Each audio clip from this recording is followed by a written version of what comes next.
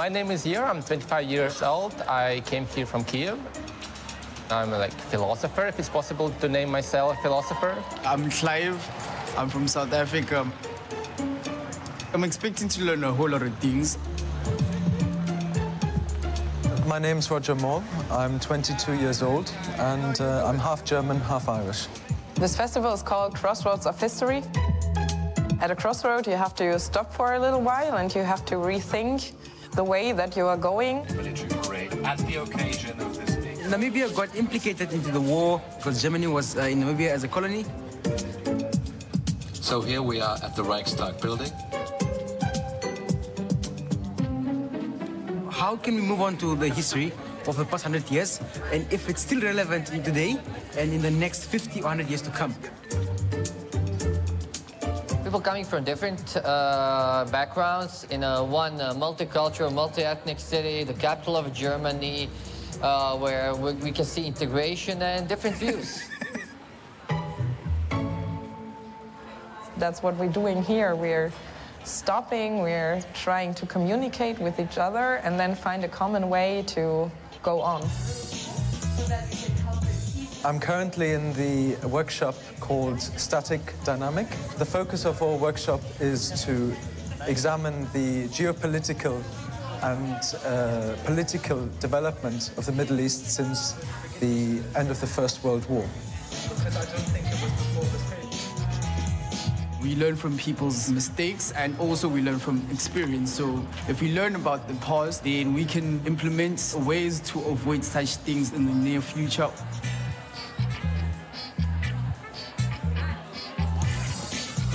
Those kind of stories always have nice beginnings, so it's supposed to be fun, good democracy, rule of law, and all those values. But it turned out to be not so good. We're here to have new perspectives on history and on the present and on the future, and I think culture can help us a lot with that. Because when we're discussing and when we're exchanging about our projects, we're doing it mainly in the head, and culture helps us to also reflect upon all these topics in the heart. So I think we get a lot of new perspectives from that.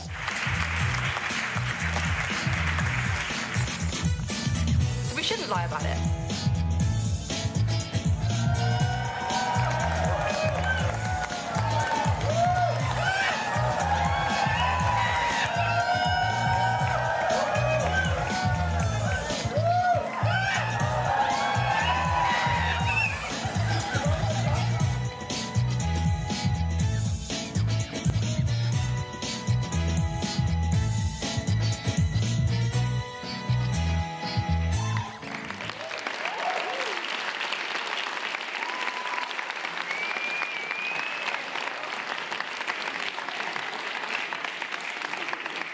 Very good evening to you all. I hope you enjoyed that snapshot of the past couple of days of the History Festival, Peace or War or Peace, I should say. And you are a dedicated crowd because you are here with us on a Saturday evening in Berlin. You could have been done so many other things, but we're so honored that you decided to spend the evening with us. All right, my name is Leila Harak, and for those of you who missed the opening night, I am a news anchor at Deutsche Welle, which is Germany's international broadcaster, and I hope that you had a very good time with us and that you continue to have a good time with us, because over the course of this festival, I had the opportunity to listen to some of your conversations. I eavesdropped on a workshop here and there.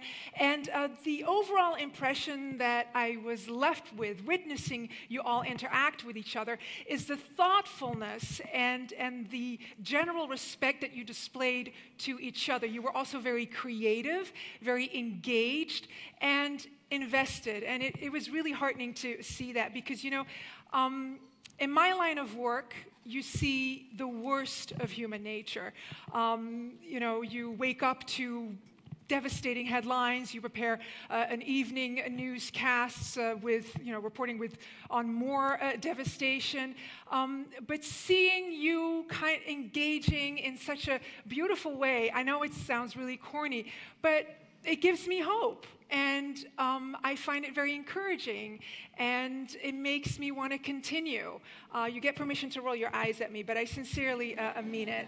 I'm not going to sugarcoat it. You know, it's not all rainbows, and you don't need me to tell you that. But what's so wonderful about this crowd is that you are potential game changers. You know, you have all the tools, you have the dedication, you have the passion, and we rely on you, basically.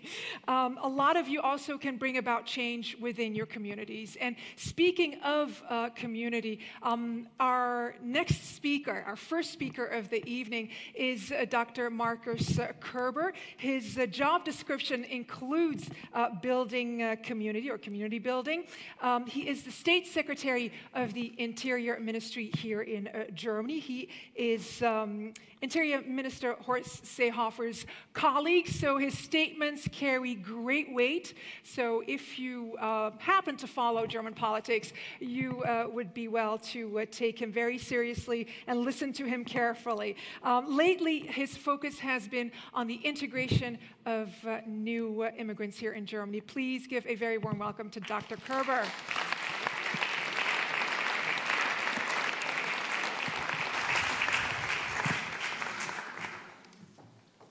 Hello, good evening.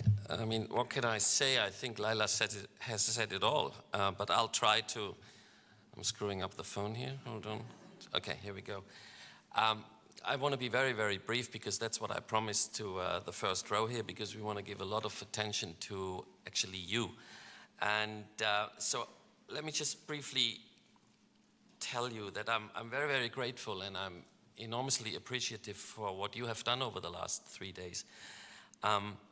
And to assemble 400 young people from more than 50 countries here in Berlin to talk about a topic that went largely unnoticed in the German and European press in itself is remarkable. And I think we owe a lot of gratitude to Charmine Langhoff and her team from the Gorki Theater, together with, here we go, together with Thomas Krüger from the Federal Agency of Civic Education. Thank you very, very much.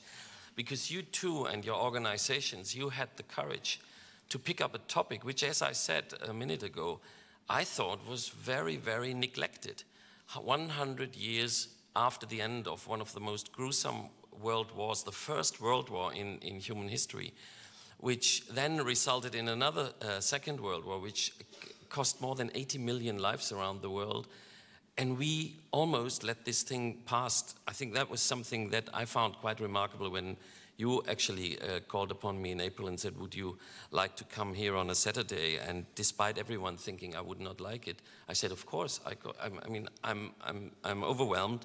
I'm a history major. I'm overwhelmed that a lot of people have an interest in history. History sometimes looks a bit like it's from the library and it's a bit dusted and you don't need history. The contrary is true. History is the biggest book of lessons about human experience and what goes wrong and what we have to do.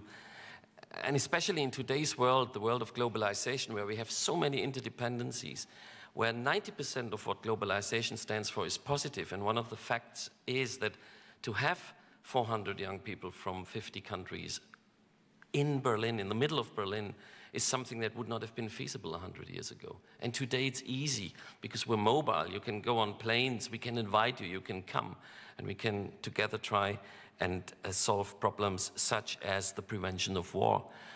I'm also a little bit frustrated that we have not commemorated 1918 more here in Germany, because 100 years ago, not only was the First World War ended, but the courage of hundreds of soldiers, naval soldiers in the German Navy, overturned the monarchy. Overnight, they said, we're not going to go and continue this war. And this helped overthrow the monarchy and, in fact, gave birth to the German Republic, which then lasted for 15 years. And it was so progressive in its constitution that the extreme left and the extreme right sought to end it from the very beginning. And you all know how it ended in 1933.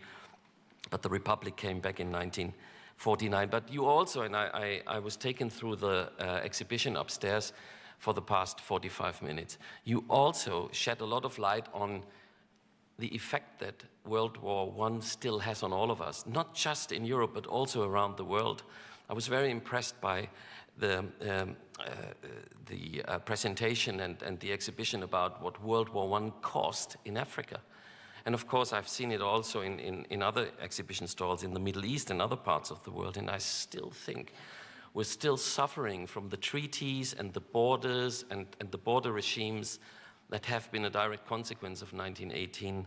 And in a strange coincidence, I happened to be in Kiev yesterday in Ukraine, a country it's two hours away on plane, and it suffers from a very severe and ongoing, a live armed conflict in its eastern provinces, where every day people get killed. So you have hostility, you have warfare in the center of Europe, and that's also, I think, something that we need to mention. And therefore, I'm really looking forward to the rest of this conference and to our little discussion around here. And the topic is, what choices do we have at the crossroads of history? And I think this conference and what I've seen from the results shows us one clear message that has been true as long as humanity has been on this planet. We always have a choice to prevent war. It is down to us. And the brave courage of those soldiers in 1918 in the northern harbor of Germany proved it. If you have the courage to say no, you can prevent a war or you can end a war. And that's basically all I wanted to say. So I'm looking forward to the discussion.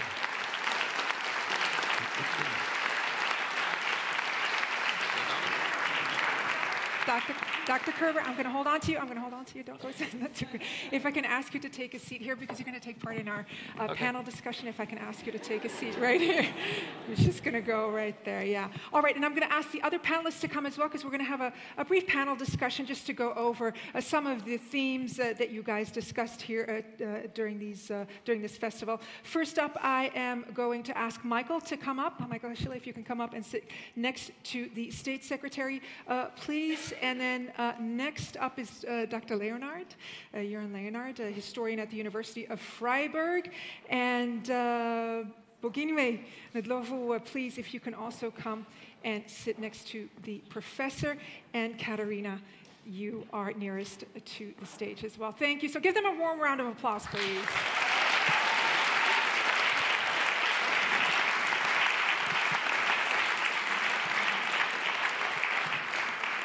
All right. Now, the reason that we're having this panel discussion is to explore a little bit more with our guests the concept of what choices do we have at the crossroads of history. And I want to start off maybe by introducing, you already know Dr. Gerber.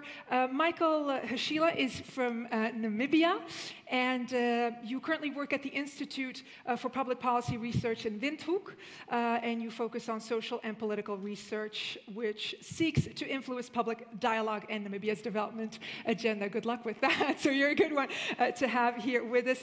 Next to Michael is Dr. Jörn Leonard, a historian, as I said, at the University of Freiburg and a fellow at the Royal Historical Society in London, who focuses on issues of liberalism and nationalism, as well as empires and war. And he wrote a widely acclaimed book, which is really far away from me. It's a brick, but I'm told it's a fantastic account. So for you aficionados, World War I aficionados, read this one. It's in German. Is it coming out in English anytime? Yeah? All right, awesome. We look forward to that one, particularly. Next to Professor Leonard is, I'm just going to get this for you. Yes, Boginwe Ndlovu. Thank you so much, Dr. Gerber. You're from South Africa, and it's so interesting to have you here with us because you work for a NGO that specifically tries to empower youth in South Africa, give them the right tools to a good beginning in their careers and lives in general. We're going to talk about that a little later on as well. And last, of course, but not least, is Katarina Demerze, a student from Ukraine, an activist as well, a member of the NGO UACT, dealing with educational problems in your country, and you're currently studying philosophy of culture. That sounds very complicated. All right, let's kick off the discussion with Dr. Gerber. Yes, if you can hold, yeah, and you all will have to use a mic and hold it very closely to your mouth, and feel free to jump in if you want to contribute to the conversation. Dr. Gerber, what I wanted to ask you first, is liberal democracy currently in peril? Are we living in dangerous times, considering all the things that are happening around us? If you believe the mainstream newspapers and the television channels, there seems to be a story around that line. But I think democracy is always in danger. Democracy, whenever you have a democratic system, it is in danger from within and from external partners, because democracy is the most participative form of managing a society. And if you're surrounded by societies who are authoritative, who are dictatorships, who have no freedom of speech, no individual liberties, they of course hate democracies. But I know we look back now on 70 years of post-World War II expansion of the liberal democratic model, and I think there have been mistakes made. The way we were trying as democracies to spread the democratic gospel in the Middle East and other parts, grave mistakes have been made. And also there's a lot of self-doubt within our own democratic societies. I know a lot of people in Europe who say, why can't we do it like China does it? There seems to be an abundance of material goods, and you don't really need democratic parties.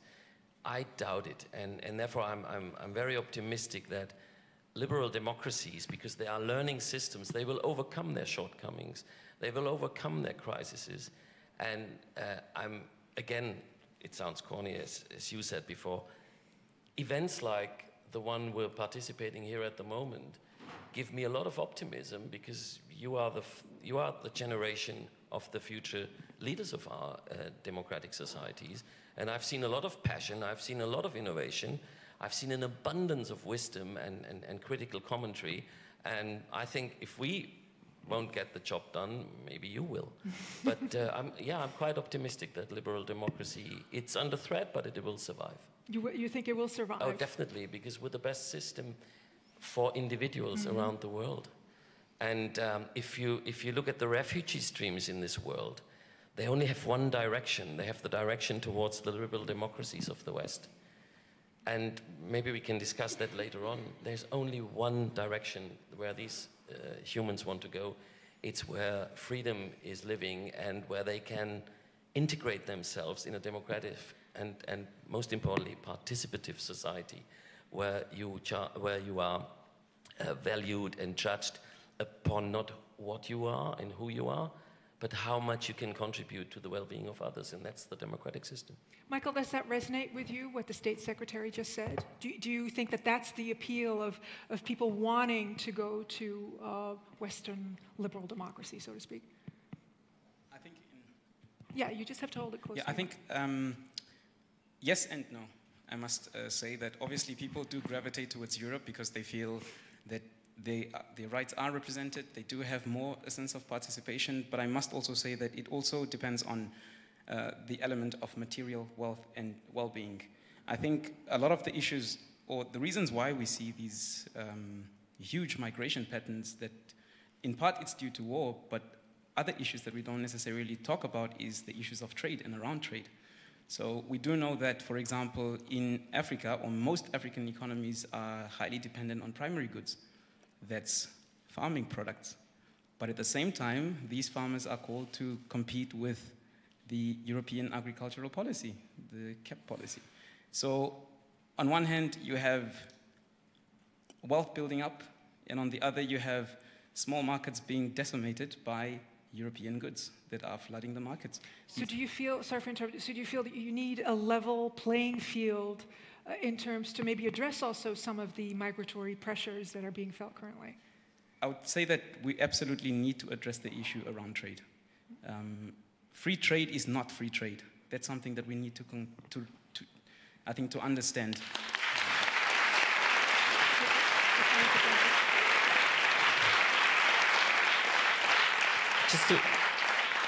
Just to pick up on that point, I think you're absolutely right. But what I see as an advantage in the democratic society like ours is there is a discussion around exactly that topic in the middle of Europe. There's a discussion in German society, there's a discussion in Italian, in Spanish, in British, in all the European societies. should we change our agricultural policy? And that's the big difference. There are various ways in which we can go about that, and I don't know which one will get the majority in 10 years or in 5 years' time. But the big advantage of our society, I think, is that we are self-critical, and commentaries like yours are building up at the moment. We know that Europe's relationship towards Africa has to change completely, and it will start, hopefully, with agriculture and with trade, because we cannot close out our markets to a continent that is so close to us, that, by the way, has historically been our best neighbor for many, many centuries. It has. If cities like Timbuktu and Agadez in Niger have been trading places of humongous wealth 400-500 years ago. I do admit that's a long time ago, but there was a north-south trade before America was discovered, and everything shifted to a very unfair west-west trade in the Northern Hemisphere. We can look back on our past and find a totally new relationship between Europe and Africa. Michael, you wanted to jump in and respond to that? I think you mentioned a 10-year period, and I don't... No, I'm not in agriculture. Okay, correct. I think, but that also goes to speak to the issue and the time that lapses between these issues. And today we are confronted with a major issue that particularly affects African communities, and that is also climate change. So again, and it feeds right directly into agriculture. So you have multiplying factors that I don't think have 10 years, and I would think that this is an issue of imminence that needs to be addressed. I wonder if it's on the top of the agenda. That's really fascinating. I'm going to move the discussion along, but that's a really interesting thought to keep in the back of our minds. Dr. Leonard, I'd like to get your take as a historian on whether peace and conflict, because I'm wondering, is conflict just inherently part of human nature, and whether on a micro level it's very difficult to get along with each other, whether it is in relationships or on the workplace, and on a micro level, just between tribes, between countries, is it just cyclical having conflict? Good Lord. That's a $2 million question. I don't believe in war as a kind of anthropological continuity in human mankind. I mean, if you take the example of the First World War, you can see that there are painful, but that there are learning processes. If you take the space, the political space of the current European Union, this was a war space, a space of violence from the early modern period right until 1945, with millions and millions of Europeans killing each other. If you take the example of France and Germany, there is hardly any year between 1600 and 1945 when there is no conflict. And yet, after 1945, you have this extraordinary story of two societies exhausted, but able to overcome this antagonism. I'm not saying that there are easy learning processes from history. I like the word of Mark Twain, history doesn't repeat itself, but sometimes it rhymes. And this is exactly where I think history helps us in extraordinary ways to better understand our present time. What I always want to teach my students is that if they really engage, and what I've seen is really a matter of extraordinary engagement, I really have to say that. If they really engage with history, they will discover more. Not as an easy blueprint what to do. I mean, you can't delegate your decisions to history, but it allows you to better understand, for instance, how many narratives compete with each other in the way in which we have approached the First World War. And I have really been impressed by the way in which these competing narratives are a kind of leitmotif in nearly all the presentations. That's far from a normal thing if you go to historians' conferences, where you would have people from other countries defending their national narratives and not being able to emphatically engage with other people's view and other people's experiences on a particular historical topic.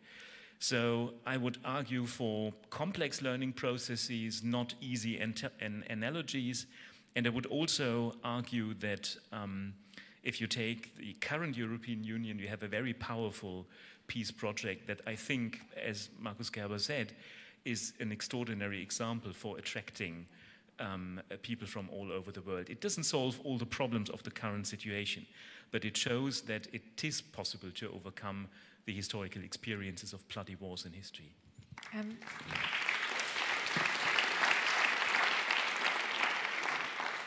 Again, we want to go to you when you hear the historian, frame peace and conflict in that way. You are from South Africa. You are what they call part of the post-apartheid generation. How does history still figure in South Africa? Firstly, thank you very much for this opportunity. And I think being a young person living post the Mandela legacy, because I think that is sort of the inheritance that we have received, where we see that we were transformed from apartheid to now a democratic country, and yet we are still living. In fact, I think that the gaps between the haves and the have-nots in my country are growing, and therefore we might not have war per se, but crime is very rampant, gender-based violence, rape culture, I mean, that's all very, very rampant in my country. So we might not have a physical war, but the constant state of terror is something that we live with on a daily basis. And I think that is one of the things that we needed to craft as sort of the next generation, to say, well, what does democracy look like, and is it working, and also is it enough? Should we be crafting something else? I mean, one of the things that our workshop was focusing here at the Berlin History Festival on was to just unpack this notion of peace. Is it something that is still relevant to us young people today, or is it just a pie-in-the-sky dream that we were sold as young children? And if it is still relevant, what does it look like? Because there are definitely some issues that we still need to wage war on, but does war need to, in this day and age, be something that consists of violence, or that consists of millions of people dying and losing their lives, considering that there's so many tools now that we can use, such as social media, such as in the information age, that can maybe make us achieve some of the goals that we have as activists. So yeah, that is what I'd like to bring in, to say we as the young people of today need to start looking at alternative ways that we can wage conflict that do not include violence, that also enable us to share our different narratives that we were not able to share, and also work together towards crafting what peace looks like. If not peace, then maybe harmony, because right now, most of the things that we are struggling with is, how do we coexist in this unfair world? How do I survive if just across the road my neighbor is living in a mansion and I'm still living in a shack without any water or electricity? So those are some of the real issues that we're facing today. Some disillusionment with kind of what Madiba had promised or had envisaged, this South Africa that is unified, reconciled, prosperous, where everybody had a fair shot at a good life. And do I sense from also your answer that you feel that this generation, your generation, wants to emancipate itself from the party that brought it the freedom, but wants to look elsewhere for opportunities? I think it goes back to your first question when you mentioned democracy, that coming at the end of apartheid, we were sold democracy as some sort of like a savior mentality, where the leaders of the icons of democracy, or our forefathers of democracy, were seen to be the saviors that would bring everything: free education, free water, and not realizing that as a people, we will also need to be part of the democracy. And that is where we are currently right now, where we are teaching young people that we can't sit and wait for politicians to solve some of the issues. What can I do in my area or in my community, like the local structures, for example? And that is what civic education is, which we are currently trying to promote that needs to be sort of like a basic education, that how can I be a patriot, how can I be an active community, how can I partake in local structures? So I can't keep complaining about crime, and yet there's a local community policing forum that we are not all attending meetings to, or even being part of the surveillance of a community, you see. So that is kind of a huge mindset change that we're currently working on, just to see that us as young people need to be at the forefront at solving some of the problems that we're facing in our communities, rather than waiting for a next savior or the next Mandela. Right, so self-empowerment and doing some of the work.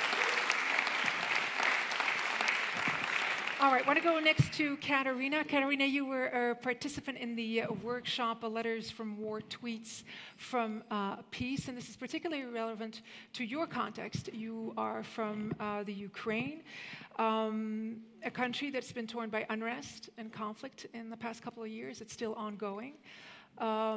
It is also subject to outside aggression. What did you take away, keeping that in mind, what did you take away from this workshop? So we were reading letters from the First World War and the tweets from the Ukrainian conflict and also in Syria. And the first thing that we mentioned is the differences in attitudes to war. So, for example, in the First World War and in the Second World War, there was like, the people were happy to be at war, most of them, like soldiers, because of the propaganda and so on. And nowadays, people don't see war as any positive event. This is the first thing. And another thing is that because of the social media, for example, you can be at a conflict and share some really important stuff with the outside world so that you will be heard. But that's the problem sometimes, because you can be heard, but no one can help you sometimes. And so at the workshop, the most important thing is that we shared stories, and we thought, we saw also this like different narratives crashing at each other, and the possibility to communicate within different societies is like the best thing to do. So like the same stuff which the previous speaker was talking about is that you don't have to, like also in the streets, for example, they are waiting for help, but sometimes you should like do something on your own so that there will be help. And for example, in Ukrainian situation right now, the problem was that many people were just like used to listen to others what to do, and listen to television, radio, and so on, and like making some mindset that there comes some king, some Putin, so to say, that will help us, and that our small like regions will be finally, as previously in Soviet times, great, and so on. But the problem is that you shouldn't wait for someone, and you should like tell what is wrong with you, like what you don't like, and you just try to do this on your own. Self-empowerment here, a running theme. Dr. Gerber, I want to come back to you, if I may. A lot of the conflicts that we see unfolding today have to do with defining what the homeland is. It's a crux of many conflicts around the world, where the homeland is defined as belonging to a group, and is defined against those that it excludes. You know, you are part of the Interior Ministry. How do you see the concept of Heimat? Well, I don't know how many German speakers we have in the room, but Heimat is a word like Schadenfreude and Rucksack and Angst, which doesn't easily translate into English. We've tried it. Homeland, not. No, Homeland is, I immediately think of the US Department of Homeland Security, and I'm, you can't see them, but it sends shivers down my spiral bone. And it's also not community. The closest I've come in the English language is the title of a Hillary Clinton book, which was called It Takes a Village. Now, I don't live in a village, you probably don't live in villages, but what it means is it's first of all, it's a concept that's sub-national level. It is sub-nationwide definitions, because our day-to-day experience is that we feel at home where we have our friends, where we have our day-to-day routine, which is why the word Heimat in German can have a plural meaning. I think I have various Heimaten in my own biography, or various homes, so to speak. I spent part of my life in Los Angeles, part of it in Ulm, where I was born, then in London, now in Berlin, and who knows, there might be two more in the way forward. But the concept in itself is, in brief, the attempt to give a political answer to the alienation that we've seen in millions of people over the last 10 years, not in your generation, more in my generation and older, who at least say they're alienated or left behind by globalization. You've first seen it in the United States of America.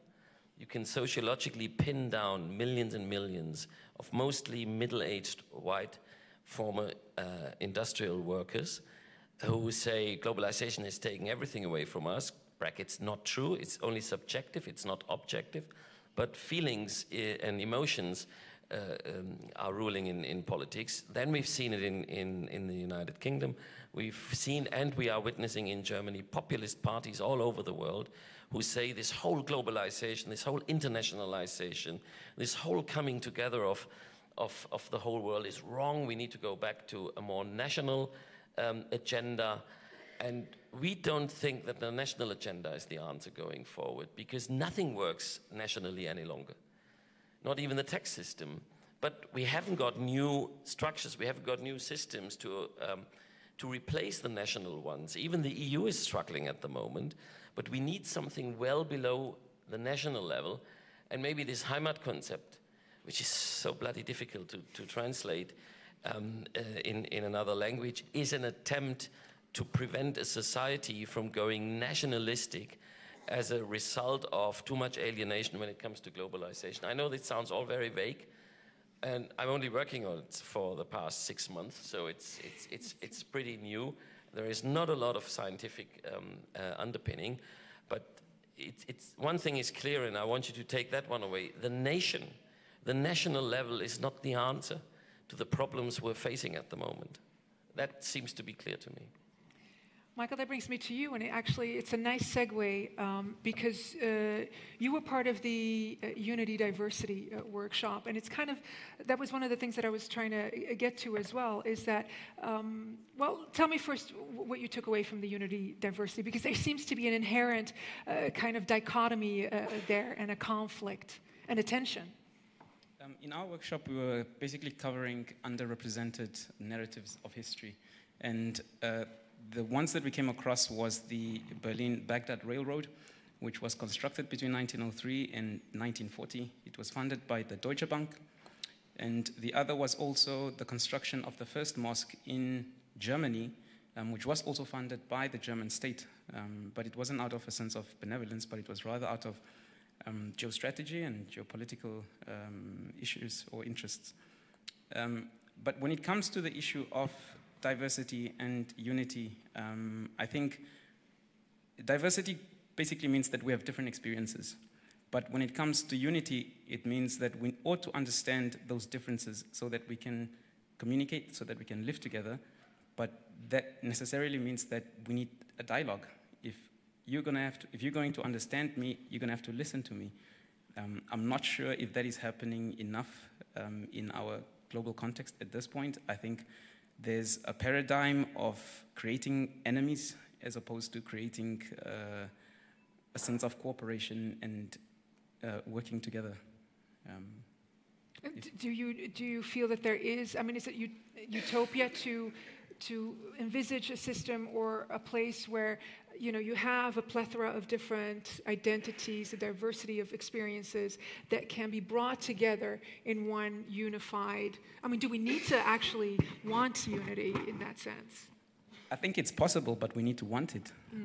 And us wanting it needs us to confront the current challenges. And once we do that, it's obviously going to bring out a certain reality, but that reality calls then for us to be responsible, to act on that reality. An example of this, whether it's at local level, is admitting that perhaps there are certain communities that are sidelined in national conversations. And I think to infer to the play that we watched yesterday that spoke about the Roma story, we need to confront that issue and say perhaps there is an issue that we need to bring to the table. At a more global level, I think it's the issue of the Security Council, for example, where you have a constituted body as it was some 70 years ago plus. But it's toothless, many say, to some extent. But we can have a discussion about that some other time. Yeah, exactly. But I think in terms of having that fora, it ought to be inclusive. We must listen to each other and we must accommodate each other genuinely. And I mean genuine accommodation, not just for talking not just sake. paying lip service. Exactly. Professor Leonard, Stephen Hawking said, we spend a great deal of time studying history, which, let's face it, is mostly the history of stupidity. Having said that, what are the practical uses of history? How can I use history in my life? $4 million question. I like the topic of this whole event here, Crossroads and Crosstalks. You stop and you begin to reflect. And it's also to do, and again, this is really inspired by what I've been seeing in the last couple of hours here, it's also to do with the ability to change roles. For instance, somebody coming from Poland presenting the case of African colonial soldiers in the First World War, or somebody from Brazil presenting the case of the former German colonies after the First World War. This ability to, in a way, accept different narratives and to discover things that are not part of the overall way in which we are told to understand the world. That's something which I really like. Second point, very important, history tells you, in a way, many different stories, and you are always confronted with a kind of pressure to look for the relative meaning of a story and not an absolute meaning of one story. If you take 1918, it tells you what I like to call the past future. It sounds strange, but it's really important to understand it. The people in 1918 don't know that there will be a Second World War. They believe that this horrible war was the last war to end all wars. And it's unfair to just reduce their open moment in history to our knowledge that 20 years later a Second World War breaks out. And if you really engage with history, you get an idea about the openness of these past events. Sometimes that is very painful, and it confronts you with a lot of things you need to get used to, but I think it really enriches your life. Plus, and that's important for our current world, it allows you to better understand differences in the modern world. I'm not saying, as I said before, you cannot delegate your own political decision to history, but I think it really prepares you to better think and better reflect in exactly the way in which this has happened here. You stop and you reflect. It de-accelerates, and that's an important thing.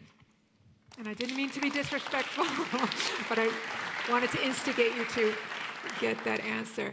How do you see the future? Let's look ahead. We just spoke about the past. How do you see the future evolve?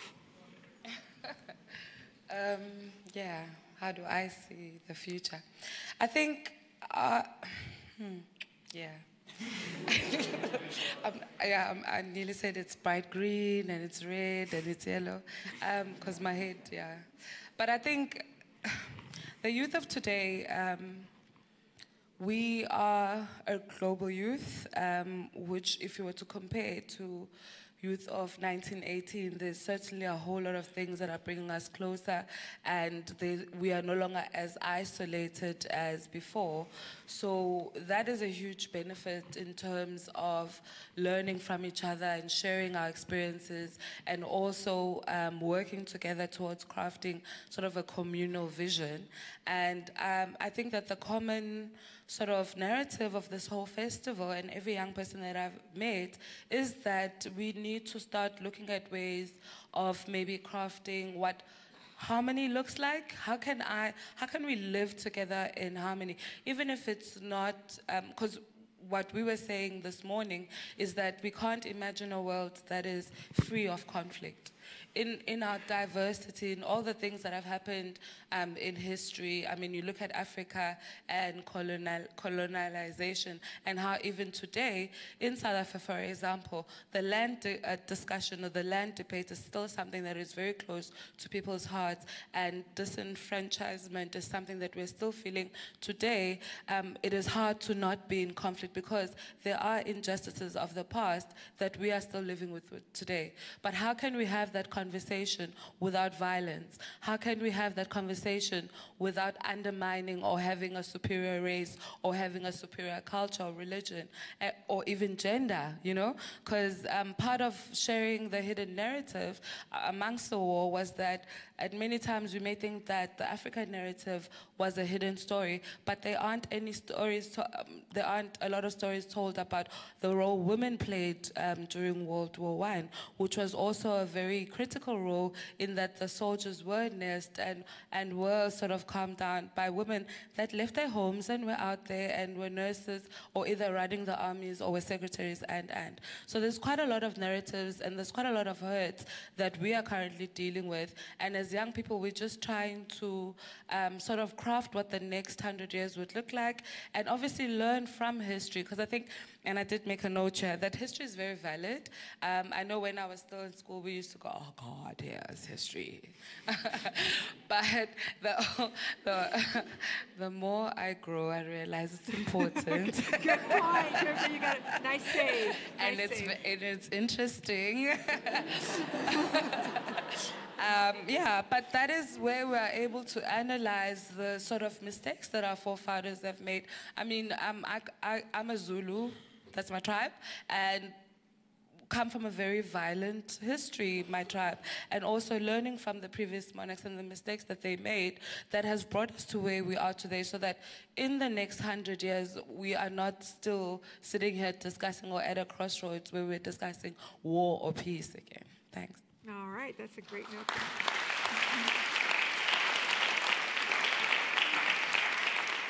Katerina, I'm going to give you the final word because we're almost out of time for this panel discussion.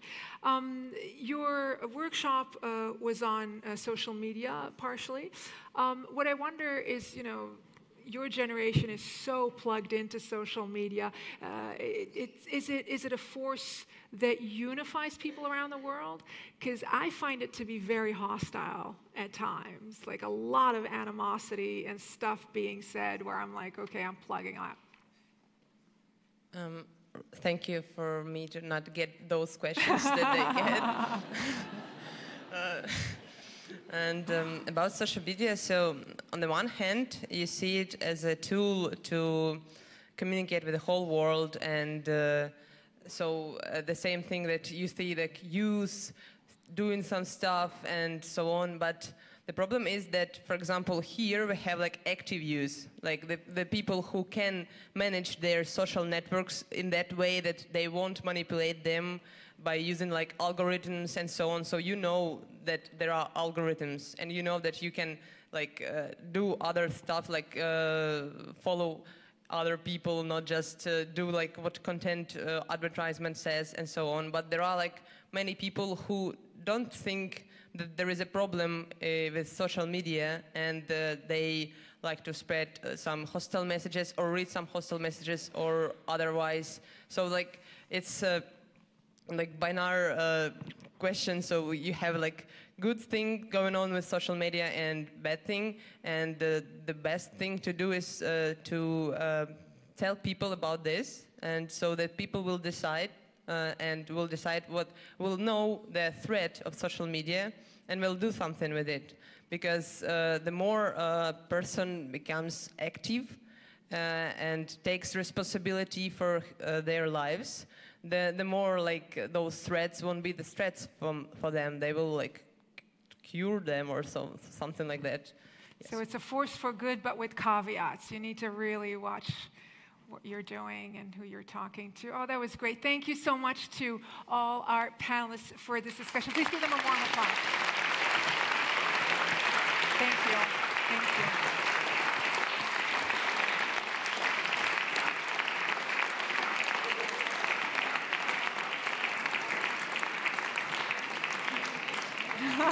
It's okay. I just left you all hanging there, yeah. All right, thank you so much. That was actually really disgusting. I could have gone on for a little longer, but we've got music for you now. And you are in for a treat because the next performer that we have lined up for you was born in a small Serbian town in what was then known as Yugoslavia. She went to acting school in Sarajevo and went on to perform and sing in theaters across the country. In 1992, she had to flee the Balkan Wars and ended up here in Berlin. Now she has carved out a career in Germany where she's performing in numerous small and large theaters in Berlin and in other German cities. And we're so happy that she's here with us. She performs with her daughter as well, so you'll be seeing her as well. And Vanessa Burbo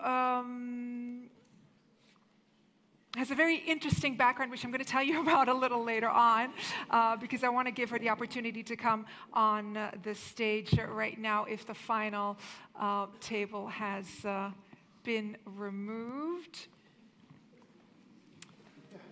I was told not to make it too long, so that's why all right, so I'd like to ask you to all applaud and welcome Vanessa Burbo and her band, Amira Leah Burbo and Lars Mauer, on piano, singing songs in Bosnian and Macedonian. Enjoy.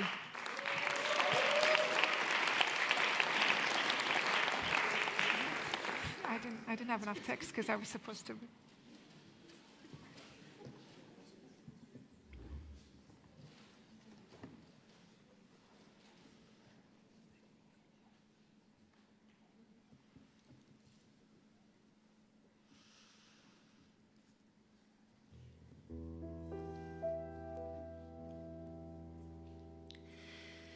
Što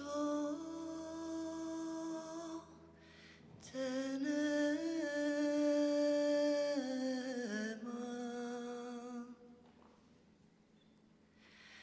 što te nema,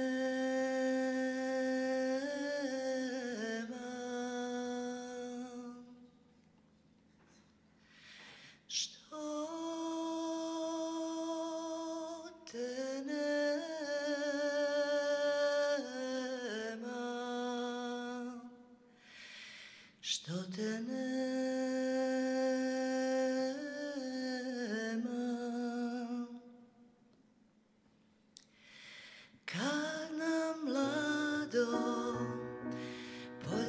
Cvijeće, biser niže, ponoć njema, kroz grudi mi pjesma lijeće. Što te nema, što te nema,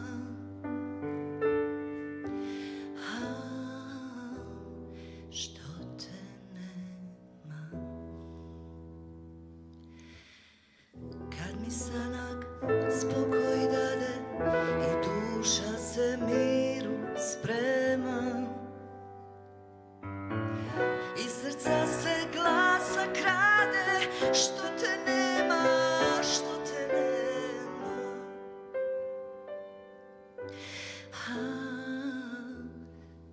Što te nema.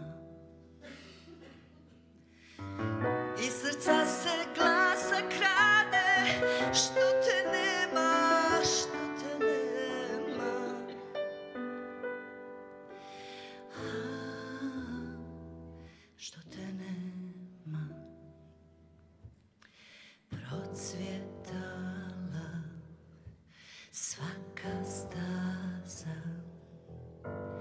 ko što bješe divnih dana. Po ružama i sad prska bistra voda šadrvana.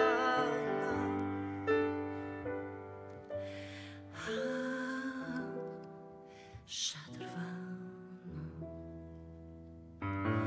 Po ružama i sad prska bistra voda šadrvana.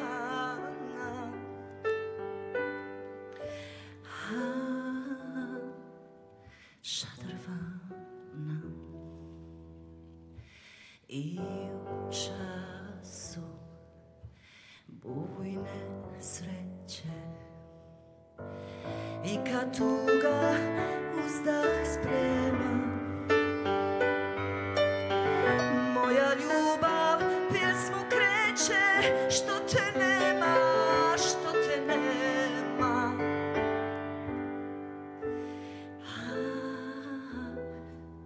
Što te nema. Moja ljubav pjesmu kreće, što te nema, što te nema.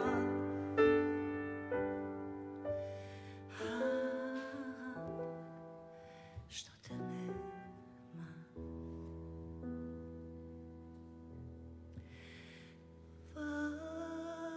Warum gibt es dich nicht?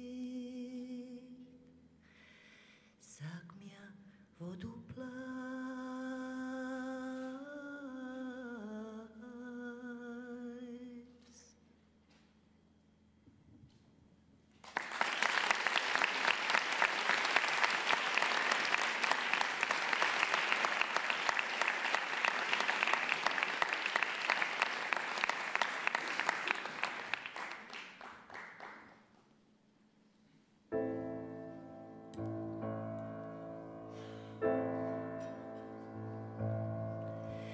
Jutros mi je ruža procvjetala,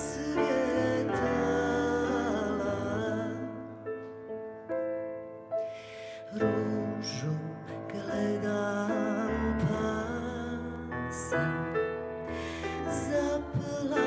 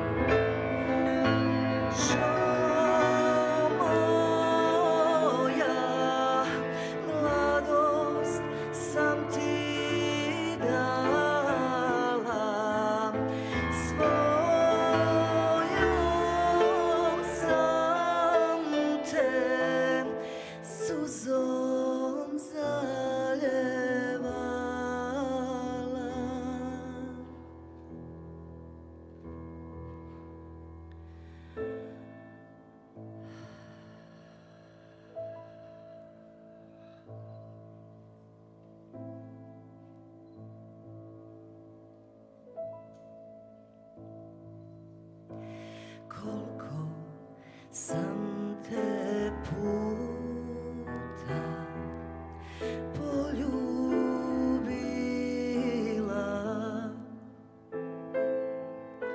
još Poljak mali dok si bila.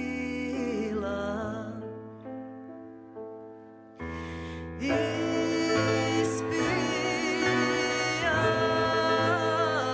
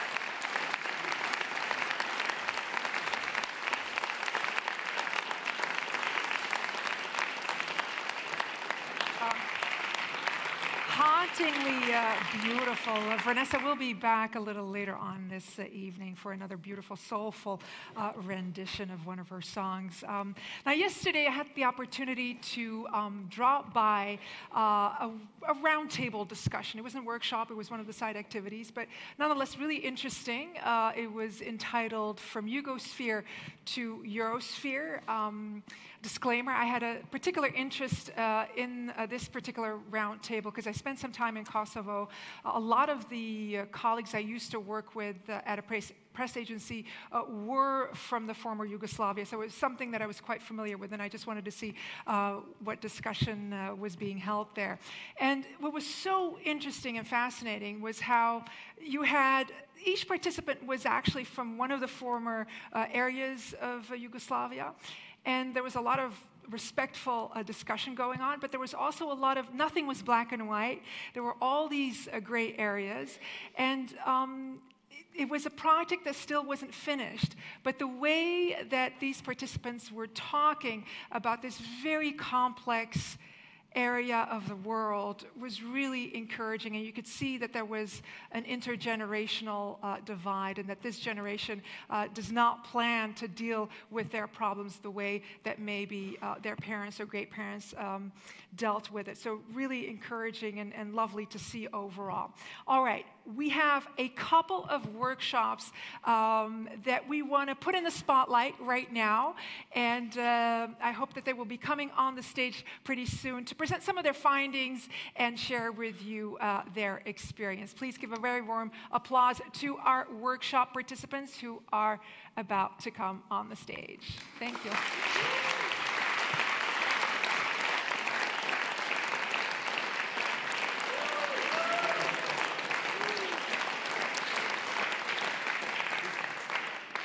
Hello, everybody. We are representing the workshop Propaganda Civic Education. My name is Tamar. I'm coming from Georgia. My specialty is international economic relations, and currently I work at the United Nations Office for Project Services in Tbilisi. Bora Beşgül. Actually, originally I'm from Turkey, but I live in Budapest as a PhD candidate on international relations. So first of all, we would like to thank the organizers of War or Peace Festival for arranging such interesting and diverse workshops and side activities.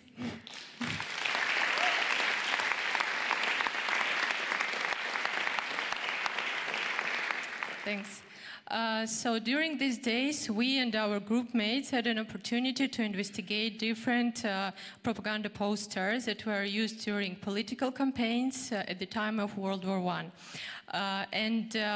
Each propaganda poster was used as a visual attempt to win over public.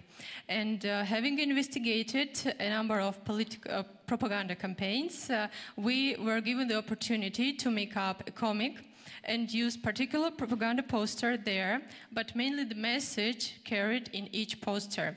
Now we would like to briefly introduce you our comics that we prepared just as an example. Yeah, in order to explain what we are doing in the project, we would like to introduce our example, which is actually, we assume the posters from the different parts of the history, they have a negative or a positive, they have a strong influence on the creating the different kind of the consciousness on the human mind. And in order to explain that, we have designed the two comics based on the two First World War posters. And we have designed the characters, the two brothers, one of them representing to the negative aspect and negative interpretation of the actually community, and the other brother representing to the positive one, the positive interpretation, let's say. Yeah. Yes, can we have the first slide, please? Yes, so we are sorry for the quality of the pictures, and that's why in order to make it clear for you, we will read also the dialogue. So the first episode is taking place at the German Historical Museum. So two brothers, two opposite characters, are going for the exhibition of World War I propaganda posters. So they are now looking at the poster that were used during Remember Belgium campaign, and one of the brothers is just thinking how they portray Germans uncivilized, barbaric, and as rapists. Later on in the evening, they're sitting in their living room, for example, and they're watching news. There is an announcement about welcoming refugees, refugees welcome. And the same brother that was thinking during the exhibition, he is now telling aloud, refugees are uncivilized, barbaric, and rapists. They should go. But another brother, so his opponent, is telling, there are people in need. We should share what we have. Can we have the second slide, please? Yeah, this is the second poster that we used for our second episode. Yes, in this case, it is also taking place at the exhibition of World War I posters, and they are now looking at the poster that was used for saving food campaign, actually, not wasting food. And they're now looking at the poster about that food is a weapon, don't waste it, buy wisely, and eat it all. One of the brothers is thinking, we all waste too much food.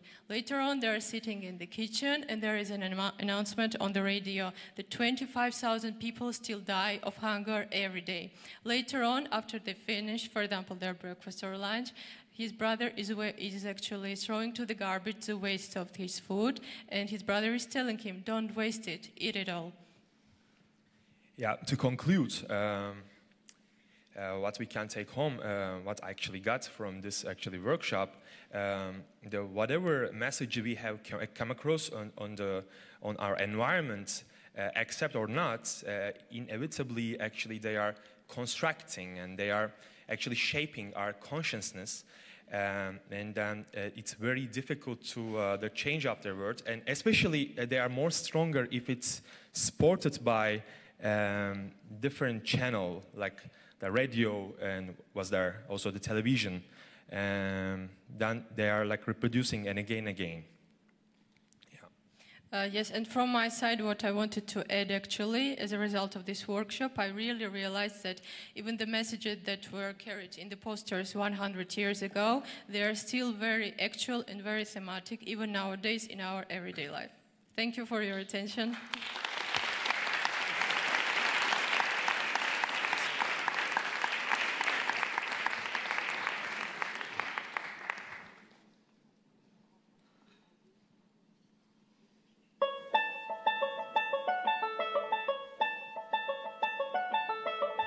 We are Sarah, Mai, and Hannah, and we wonder how this progress works, why people hide stories, and why they eventually decide to tell them. We are interested in the untold story. It was the start of a festival about war and peace. We were all present there, and we heard an interview with Amrita Dhillon. She told about her grandfather in India who fought for the British Army during the World War II, and we looked to each other and asked ourselves, why had we never heard these kind of stories? Why were the Indian soldiers of the World War II forgotten? Did the survivors not spread their stories enough? Or was the Indian government simply not interested? We were looking for an untold single story, and our search led us to Amrita Dhillon. And we sat down with her to talk about her grandfather, Chanan Dhillon, who fought for the British Empire in the Second World War. I remember him as a much older gentleman, and he was a very typical older Sikh gentleman. He had a turban, he had a big shock of white beardy hair. He was quite skinny by that time because he was so old. He was, in his 90s. And not the most talkative person in the world. Maybe like very strong and silent, one would say. Yeah, very. You knew when you saw him that this was a guy who had seen things. Maybe not bad things, but he'd seen things. He held his back straight, and he was one of those old. We make fun of these our family a little bit, and we say he was like a Prussian general, in an Indian man's body somehow. The point is not to make him somehow a hero, a symbolic hero or something. It's to add another piece to the history that's just missing. So as we see, it turns out this untold story was not entirely untold. It was just not heard. There you go. Thanks to Amrita Dillon, the story of her grandfather is told now. The proud man we're only allowed to call Colonel fought and survived and is being heard now. And that's what we realized again, the three of us. Perhaps in this case, this is not the untold story, but the unheard story. And that's perhaps so much more important than we thought, being heard, being recognized. And to end this podcast in Colonel's words, a country or a nation should be grateful to a soldier. A soldier should be treated as a special human being.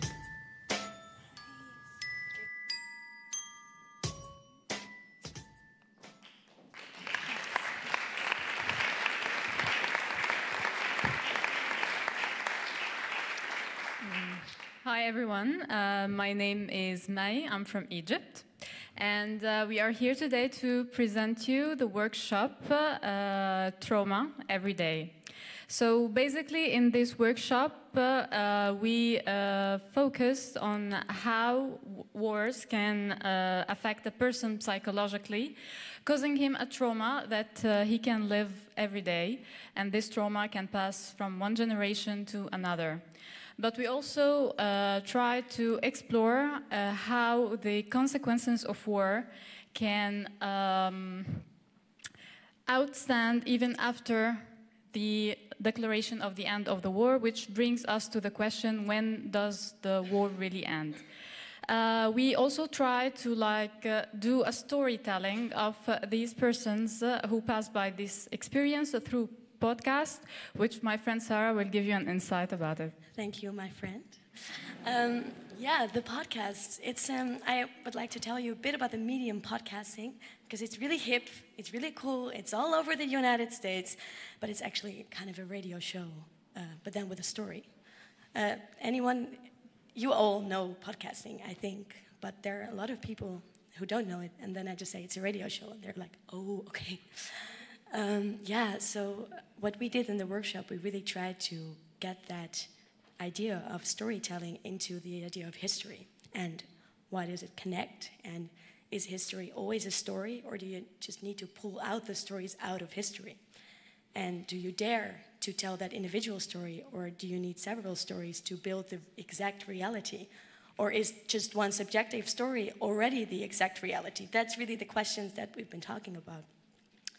And yeah, what I also wanted to kind of say is, I've seen a lot of students here, a lot of political students, history students, people who are really craving into the reality and trying to get the most objective idea of history. And maybe we should not do that always. Maybe sometimes this individual story can tell so much more or so much different than hundreds, thousands of thesis pages about how this and this exactly went.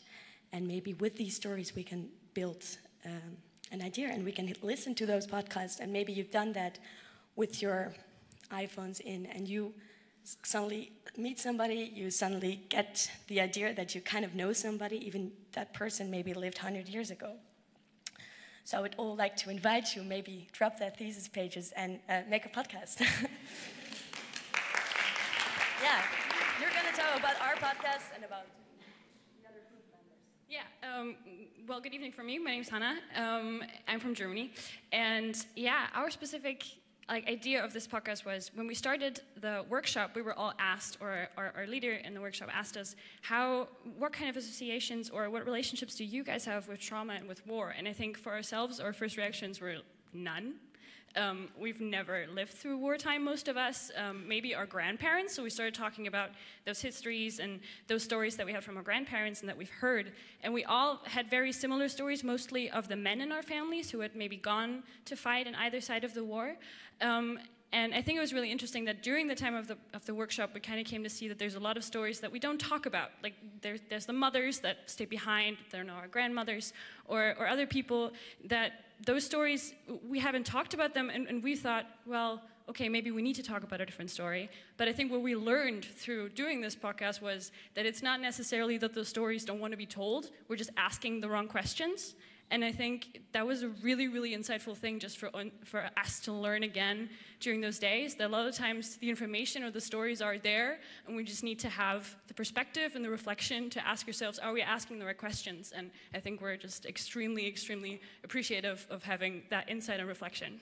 Thank you.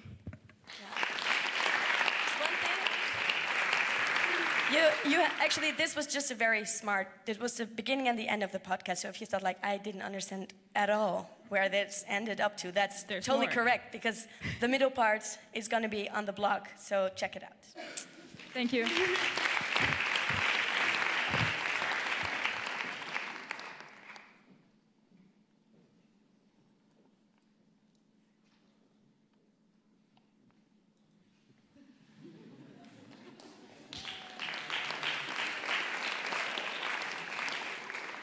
Hello everyone, we are the group from History or Future. I think we will have the photos back there, I don't know, maybe they told us so. And we worked about, I'm sorry, I'm a little bit excited. So our topic was the First World War's effect on Africa, especially on South Africa, and how this process was developed.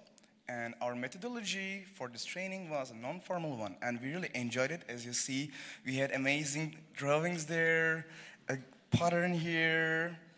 And what I really liked about this training, our trainers didn't just give us the infos. They created an atmosphere which we really felt comfortable in to share our experiences, our thoughts about war, and our ideas about peace. Is it possible to have an absolute peace? What is the way for it? And by the way, I'm John. I'm from Turkey. I have been volunteering for 5 years to contribute international understanding. And this is my friend. Hi, everybody. I'm Maria. I'm from Germany. And I'm going to tell you a bit about the workshop. So what we tried to do there was that we tried to uncover the hidden narratives of Africans' involvement in World War I. And when you look at the history, it's mostly a very Eurocentric history. And so what we try to do is take the author Chimamanda Ngozi Adichie. I'm sure many of you know her. She's a Nigerian author, and she wrote about the danger of a single story. And so what we tried to do was to uncover the other hidden stories.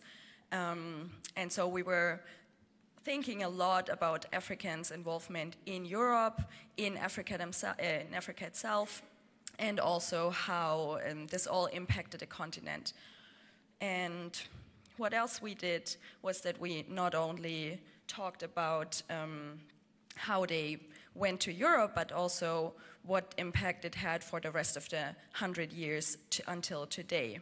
And African soldiers went to Europe as soldiers or as workers, and many of them came back and used their involvement in the war as a claim for their humanity, so they're not only portrayed as the black savages, or they also used it to make a claim for independence against colonialism.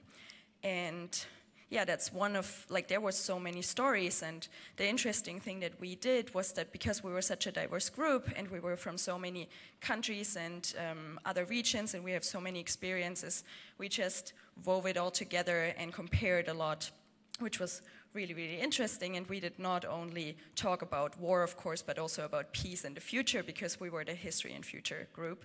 So yeah, what we did was that we used a very personal understandings of peace to create this fabric. And yeah, so T is going to tell you more about our methods in the workshop. Thank you. My name is Deborah Soeping from South Africa, representing Activate, Change Drivers, and Civic Academy. We do combined, the organizations do a lot of civic education work with young people, particularly young people in marginalized communities. It's really about creating agency for young people to not create dependence, but to let them know that they are able and capable of creating a better future for themselves.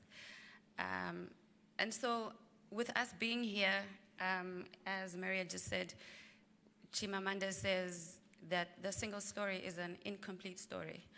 And so with us coming into the workshop, really it was not to replace or refute the story of World War I as a Eurocentric story, but to weave into it the African narrative, into it, particularly the South African story, and how it has shaped our past and our present. And I think it's important to acknowledge that while we speak of the past, we seem to think that it's an airy-fairy story, but with it comes a lot of emotion in unpacking the past, a lot of reminders of what people had to go through for us to find ourselves where we are today, a lot of hate that sometimes it's easier to suppress than to acknowledge, a lot of confrontation of the deeds and the actions. And actually, I would like to commend the German government that 100 years later, having been one of the main instigators of World War I, to use this platform as a reflection space, to acknowledge its contribution to World War I, instead of running away from it, but to bring people together to say, how do we learn from it moving forward in creating a better future? And so it has been a very wonderful experience to be part of that story. And because what we shared a lot of was in 1918, as a result of the oppression that the Afrikaner faced under British colonial rule, was that they organized themselves, and the National Party was established in 1918. And the National Party was the party that inflicted the system of apartheid, of oppression and hate and destruction, costing many lives in South Africa. But at the same time, within that same year, a beacon of hope, a seed of hope was planted because Nelson Mandela was born. And so began the journey of war and peace in South Africa up to 2018.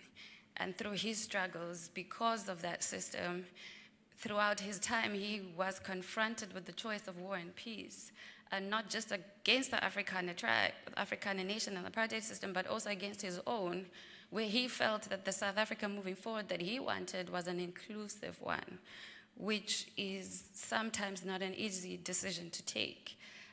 And those were parts of the conversations that we brought into the room with the different participants who come from the different countries to say, what is your story today as a young person? What are some of the issues that you are still confronted with? And in spite of those issues, how do we choose peace over war?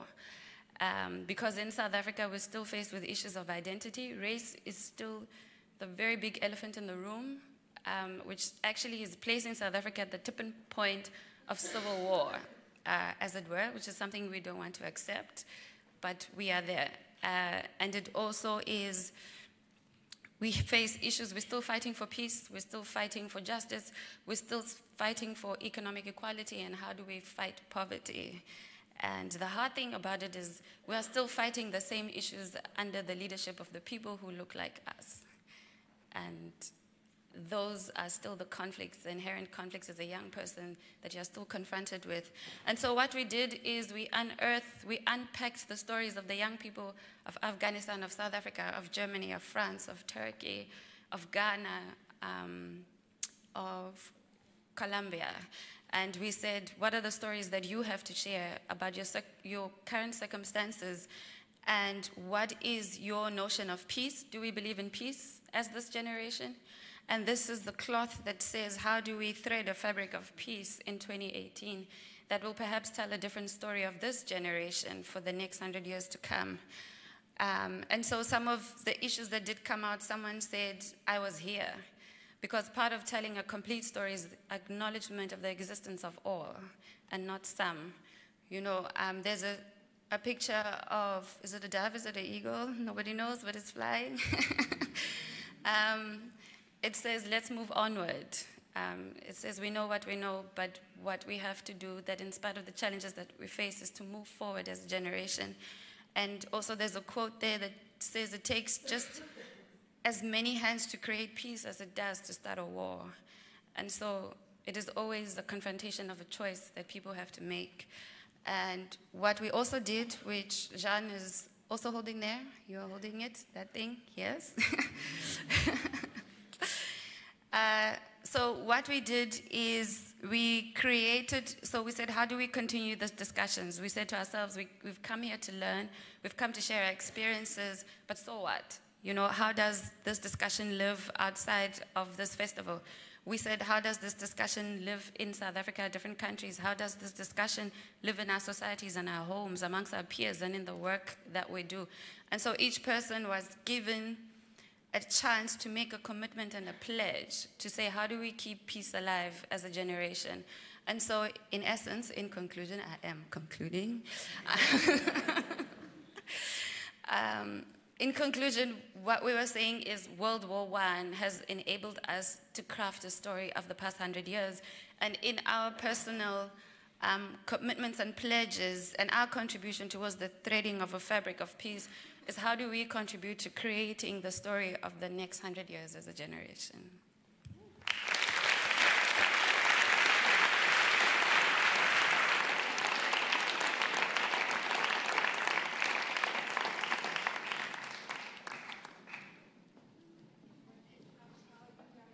Full, respectful, and the world will be well, I feel. I want to tell you a little bit more about Vanessa Gerber, who's going to perform for us once again. She's not only a singer who has performed Balkan music in a number of venues and festivals, she also released an album of Roma and Sinti songs, which you can find on iTunes. I talked to her backstage, and she tells me that on December 15th, she will perform here with her entire band. She tells me this is just a slimmed down version of her band, the Balkan Boys, here in the studio on December 15th. So make sure, if you're in town, come pay us a visit, because I'm sure it's going to be beautiful. Okay, without further ado, want to welcome back on the stage Vanessa, Amira, and Lars on the piano.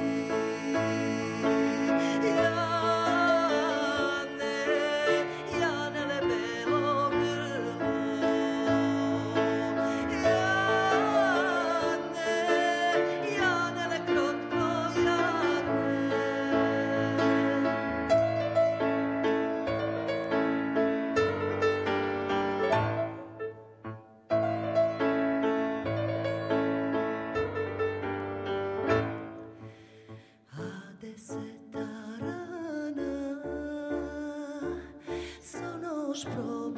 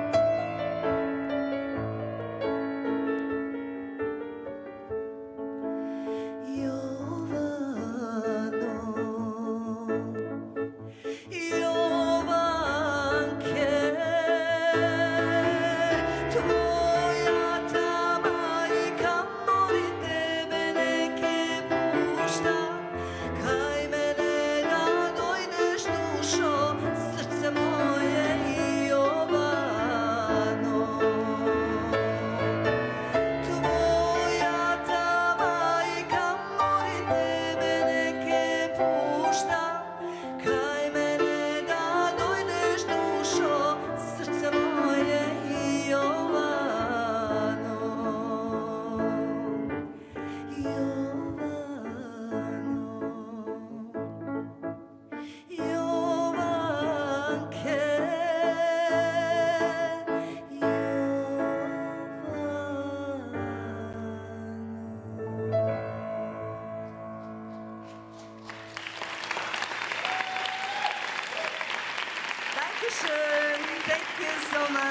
hvala.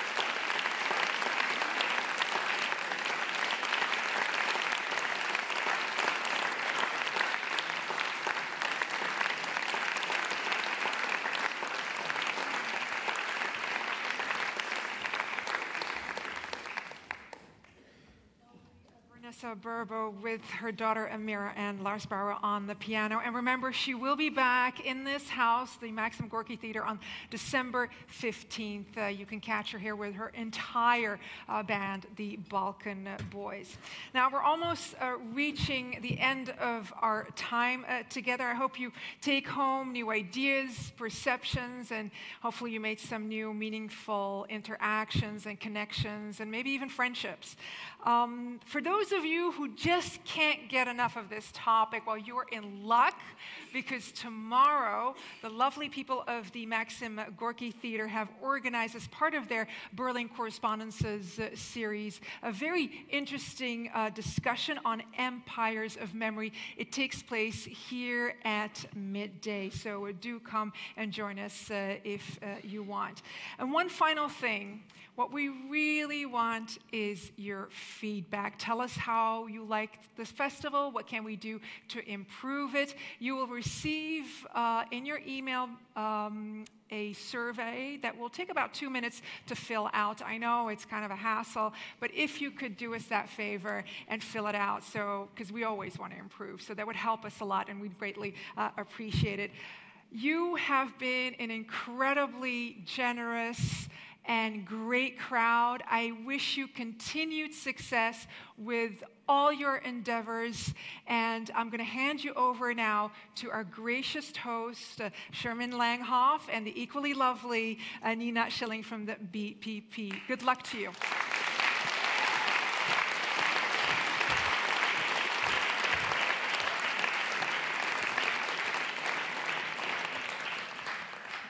Now I'm excited after knowing who's sitting here, and I've been not able really to take part in the workshops. I had too much to do with our side program that we tried to make with you.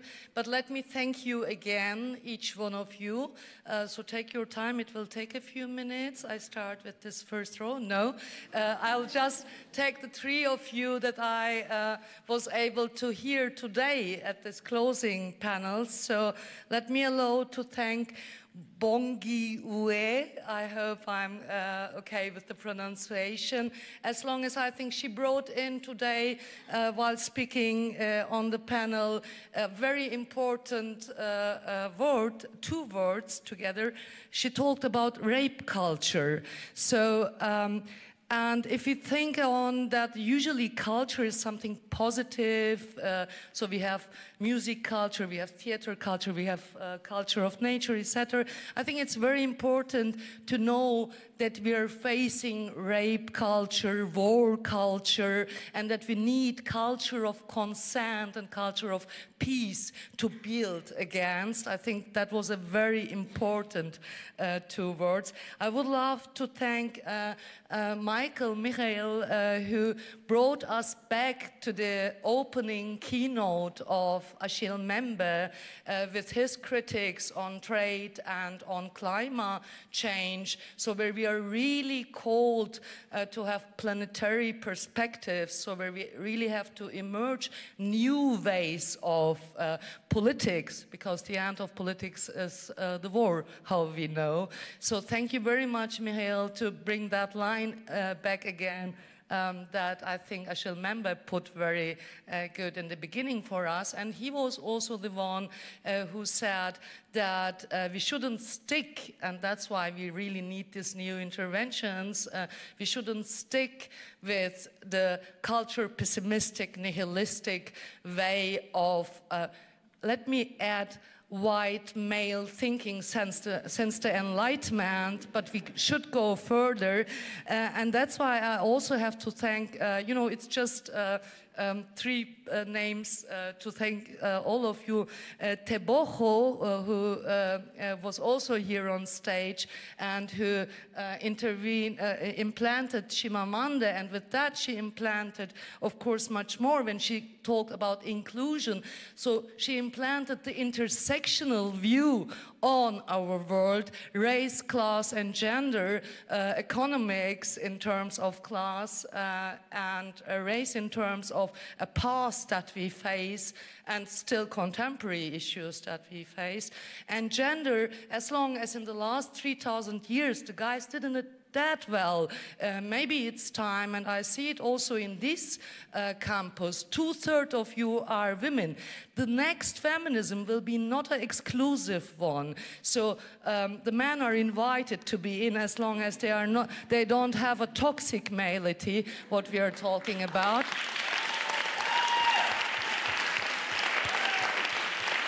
So, thank you very much, these three participants, which gave, I think, a good rejection to another melancholic white man that I really love.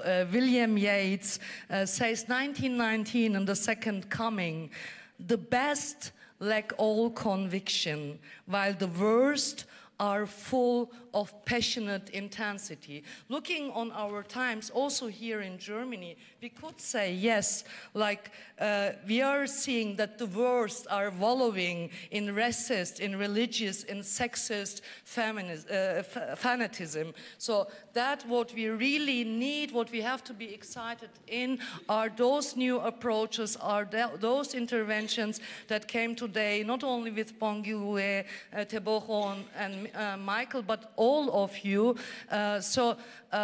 Thank you, and come back to the Gorki latest 2019, when we are going for an autonomous salon, for an intersectional feminist autonomous salon, and the title will be Deheimatizing, because even when our state secretary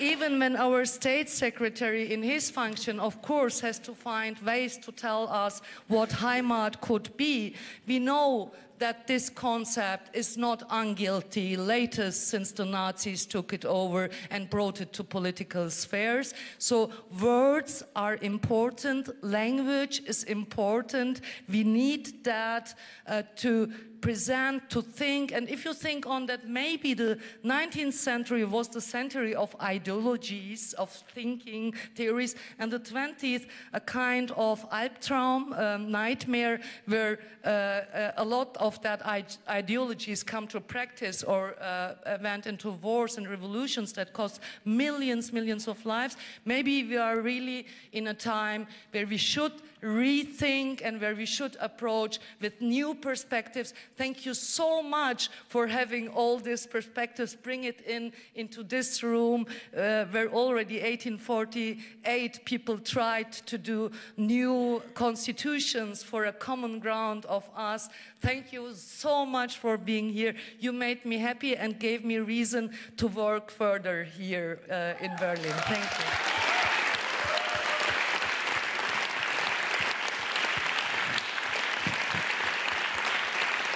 Thanks to the team of the Gorki, applause, and to the team of BPP.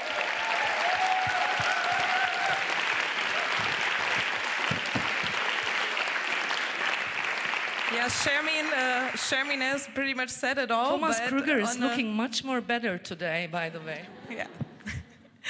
But on a personal note, I would also like to say that we talked a lot about these crossroads all the time, but yeah, for me it was a pretty intense crossroad of meeting you all, because like my team and me, we have been working for over a year on this festival, but it actually, you made it alive, and you made it alive when you came here, 400 people from all over the world, and yeah, you made it special. I mean, I saw it in the workshops, I saw it in the presentations today, that without you that wouldn't have been possible, and you brought so much into this, which made the festival alive, and I'm so thankful for that, and also thankful for having met not all of you, that would be a big exaggeration, but at least quite a few of you, and I had the chance to talk to you, and I also learned a lot from that, so that's great. And yeah, of course, I also would like to thank my team. I would desperately want to name every one of them, but it's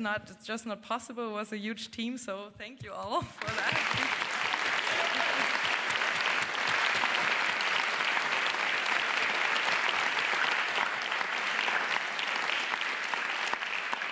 I mean, you have all been working hard and sleeping little, I believe. I mean, at least you're in Berlin, so I hope you slept little, and it's going to continue, I bet. But yeah, for me, I mean, I feel even sad because I can't believe it's already over. But what comforts me is that it's actually not over, I believe, because from what I figured, I heard so many stories of people already planning projects together, taking methods home, using them, continue to be in contact. So that's actually what we've been here for, not for the 4 days of workshops and side activities and all that, but for all that will start now. So that feels very special for me, and I'm really happy if you let me know what happens after this festival. And yeah, I'm sure we all took a lot of things home, a lot of new impressions.